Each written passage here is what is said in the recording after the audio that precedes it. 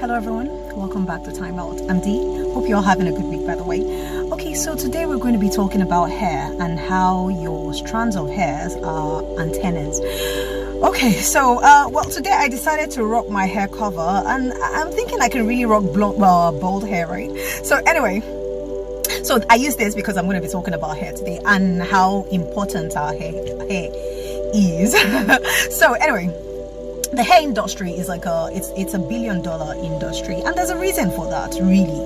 I mean, it's one of my guilty pleasures. I love hair. I'm not kidding. Like, it's like one of my favorite things ever. I like hairs, and I like colored hair. So but the thing is with hair is that our hair is our intuition. Yeah, I know it sounds crazy, but it's actually what it is. Our hair is our intuition, basically. I mean, just like the womb as well, but I mean, everyone has hair. So the way to look at this is, if you know what, you know, like an old radio, right? You know, like them old radios that have like antennas, right? And you have to move it around to get signal. That's exactly how our hairs are. Oh my God, it's like I'm mixing it up. Anyway. So our hairs are like that. Do you understand? They are signals into the spiritual world, so to call it, and that's how we get our intuition. So for every time we're cutting our hair or perming it, we're actually dumbing down ourselves. So our hair is like our wisdom, so to speak. I don't know if people have seen like older people that have like gray hairs, and they would say, okay, that's like a lot of wisdom, because our hair is our wisdom and is our intuition as well. It's our strength, it's our glory. Do you understand? If that makes any sense. And I'm not talking on a surface level, it's actually very, very deep. Do you understand? It's deep, especially with us blacks, like, right? Us black people, because we're melanated people, and it's like a lot of people have no clue. They don't even understand the power of melanin. Melanin is very important. And you know how we black people, we want to lighten our skin, right? I mean, it's crazy. However, even the white people try to darken their skin. That's the funny thing, because melanin is so powerful. Like, for black people, we can absorb light. Like, we absorb sunlight and stuff like that for the darker skin, for the melanated beings. Now for the lighter skins, do you understand, for non-melanated beings like that, the sun actually destroys your skin. However, with us blacks, our skin actually absorbs it. That's for the darker skin. Do you understand? So the darker the skin, the more you're able to absorb. It's like the color black. Like, the color black is a makeup.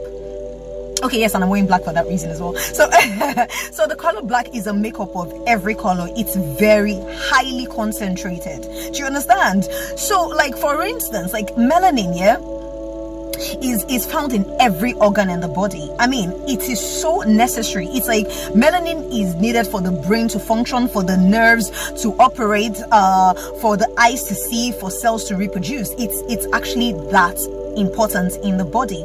And the truth is, I don't know if you've heard of the saying, like, the darker the berry, the sweeter the juice. Do you understand? Melanated skin is highly powerful, highly it's highly powerful. The darker the skin, actually, the better. Do you understand? But it's like the beauty industry, we've been conditioned to actually believe that the lighter skin, I mean, yeah, it looks pretty, it's attractive and everything, but when we're talking about actually having true power, it's the darker skin, if that makes any sense. It's actually the darker skin. For instance, like, okay, I'm light skinned, yeah. If I was dark skinned, I'll be dark skinned, because the truth is that I actually need the sun most of the time. So my skin color kind of changes most of the time, do you understand? But I need the sun, which was why my last video I was talking about how I never really liked rain. I'm a sun person. Like, I literally need the sun on my skin. So when the sun comes out, I literally walk into the sun. So sometimes I get a lot darker, not because I'm trying to darken my skin or anything. No, do you understand? I like my skin. If I were dark skinned, I will be dark skinned. Oh, you know, let me not talk so much. I don't know. I might have actually, you know, but anyway, I'm just saying, right now, in this moment, if I were dark skinned, I will be dark skinned. Do you understand? So it just so happens that I am light skinned. However, I do need the sun. I go into the sun. I have to. I don't know why. It just makes me feel more alive. It's crazy, but it's what it is. So So I mean, melanin in the brain, it increases, do you understand, from the lower primates, and it reaches its peak in black people, do you understand?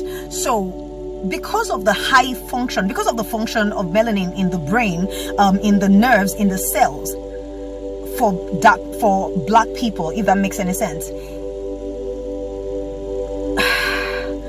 as black people were more concentrated, if that, I don't know, I'm thinking of the best way to explain it that everybody would understand. We're very concentrated, which means if we're able to maintain what comes with it, which is, you know, our hair, you know, the curly hair and everything, you know, our hair and everything, we have a lot of intuition. As black people, we're very, very powerful people. So we have a lot of intuition, we have a lot of wisdom. However, like I said before, we have been conditioned to think otherwise. So what we do is go out and perm our hair. And first of all, some people do like hairstyles and you cut your hair. Even as a woman, you cut your hair and everything. I mean, it's a cute hairstyle. However, you're dumbing down yourself. I'm not saying people with short hair are dumb. I'm just saying if you let your hair grow, you'll be smarter, or not smart, wiser, or have higher intuition, if that makes sense. Then or we perm our hair, we use relaxers or whatever. What we're doing is actually we're frying the brain, if that makes sense. And you know, hair is so powerful. Like, for instance, even in the Bible, what did God say? He said, like, every strand of your hair is numbered. That's how important your hair is. Your hair is absolutely important. Now, you see how a lot of black people, yeah, we all want to wear wigs and everything. I mean, I love my wigs, I don't play with my wigs or anything, but I think I can actually, I can go out like this. I don't mind, do you understand? It's not the end of the world. Do you understand? I actually love it, do you get? So the thing is, we all want our wigs and whatever. I never used to really wear wigs. What I used to do, because my natural hair is quite long, well, not now, was quite long, so my natural hair can be quite long. It grows out like really long.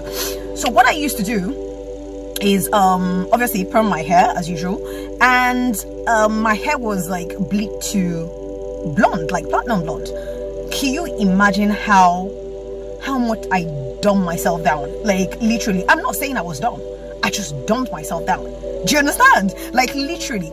And the funny thing happens, like, when I started to change and I made up my mind to stop like putting so much perms in my hair, or change my hair color, or whatever it is, there was like a vast difference. It's like 0 to 100. Do you understand? It's like 0 to 100 of higher intuition, everything. It was crazy. I mean, I used to hear about it, but I never ever really took it seriously. But the truth is, when I started to look into it, I realized just how powerful this actually is.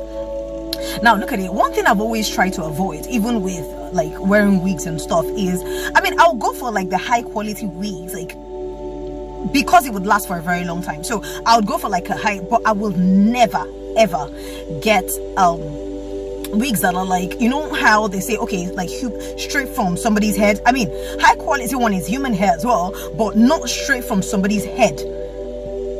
Now, and I know that a lot of people, oh, you know, when they're selling, and it's so expensive as well, oh, straight from this person's head, straight from somebody's head onto, oh, straight from the head. What people don't understand about these hairs is that especially in like Asian countries, most of those women with very long hair, they cut out those hair as sacrifice to their gods, and then it's shipped into the States or whatever it is. Do you understand? It's shipped around the world, and we black people are paying thousands and thousands to put on these hairs on our heads.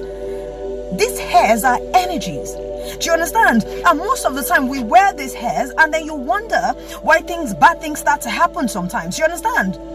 I'm not saying good things don't happen, depending on whose energy you're wearing onto yourself. Do you understand? Because They are antennas, they are energies. You understand? So all these women, some of them are actually forced to cut their hair. You should look into that. Most of these women in Asian countries, especially like some Indians or whatever it is, so a lot of women with very long hair, sometimes they are actually forced to cut that hair and sacrifice it to their gods, which is, do you understand? It tells you just how powerful hair is. And then they're shipped into different countries, and then people are rushing, vying to pay thousands and thousands of dollars to wear someone else's energy. And then, you know, they put on that hair and they become quite aggressive or angry or get into accidents, or the one thing or the other is happening, and you don't understand that you're wearing someone else's energy. Now, you'd be lucky if the person's energy you're wearing onto yourself is good energy. If it's bad energy, bad things will happen to you, because, do you understand, you're wearing someone else's energy. If this still sounds very far-fetched, okay, let me do this. You know how you see something like really creepy or really scary and the hairs at the back of your neck will stand up, right? Because they're antennas. Your hairs pick up antennas. They pick up how do you put it, signals. They pick up signs, and that's your intuition. That's how you get to know things that other people don't know about. Do you understand? Even as a man, I'm talking about women, I'm talking about everybody. Your beard as a man, your hair as a man. Do you understand? That's why you see a lot of I mean, let's not get into that. Let me explain it properly. Do you understand? Okay, like for instance, like something happens and it's like creeps you out and you get goosebumps, right? Those are like small bumps, and then your hair becomes erect. Do you understand? Because your hair picks up things. They are antennas. Do you understand? So I think, do you understand? That's like a better explanation. Do you get? Especially, like I said, for black people, especially because we are highly melanated. Don't forget that the Asian countries as well, their skin is not as light. They're also quite melanated. So they have to an extent a certain amount of melanin in their skin as well.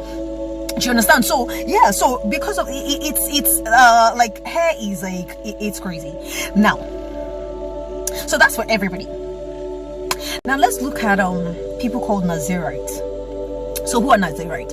I mean, if we date it back to the Bible days,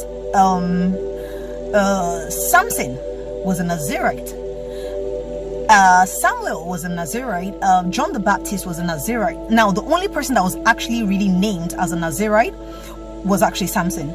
And what does that mean? He was promised to God even before he was born, right? He was promised to God, and part of the instructions was that he shouldn't cut his hair because that was a strength, and you know, don't drink alcohol, amongst other things. Now, Samuel was also a Nazirite because he was actually promised before birth. John the Baptist, do you understand? I think an angel had even told the mother or something that a child will be born or whatever. So these people were promised to God. If you look at Jesus as well, he was actually called Jesus of Nazareth, which means he's a Nazirite as well. Now, it seems so far-fetched and whatnot. But amongst us today, we have even more Nazirites than we can imagine. And a lot of people don't know. They just see things happening. So let me break this down, yeah? If your parents, at any point in time, like, you know how some parents are, like some mothers, they're looking for, they want to have a kid, or maybe they've been married for a while and they don't have a kid, and they go to God and they're like, that's what you should be very careful when you, okay, anyway.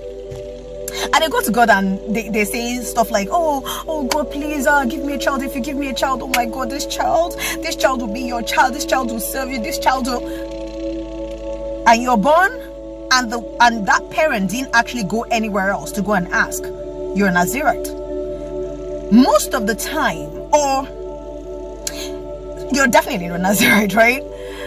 Another way to confirm if you're a Nazirite, like if for instance you're brilliant or whatever it is, and you know that like if you get a job today, something would happen with your work and you would have to leave that, then you just start a business and something would happen and you have to leave that, and you really should go and find out from your parents if at any point in time they made that sort of promise. Like when you promise stuff to God, like God don't play, right?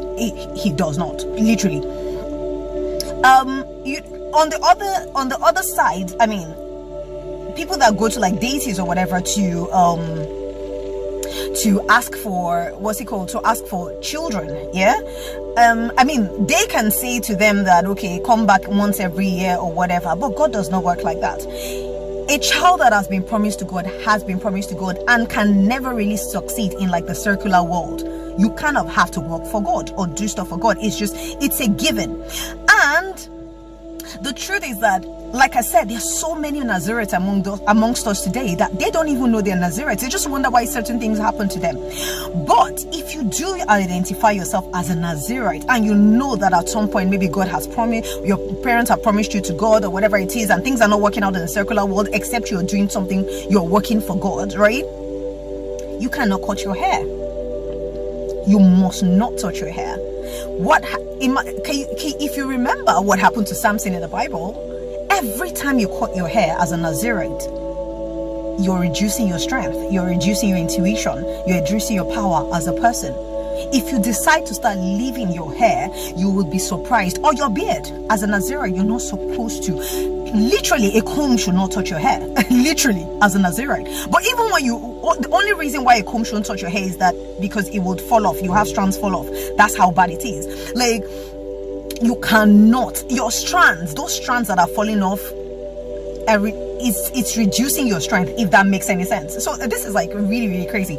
And trust me, there are more Nazirites than you can imagine amongst us. I mean, I say this all the time. Do you understand? And somebody doesn't even know that's what's happening to them, and they're like, oh, I don't know, before you know what's happening. Anyway, so as a Nazirite, like I said, you're not supposed to cut your hair ever. So if you can identify yourself as a Nazirite at any point in time, maybe your mother has gone to church and they're like, oh, this child, oh God, belongs to you, or whatever. Trust me, you cannot cut your hair.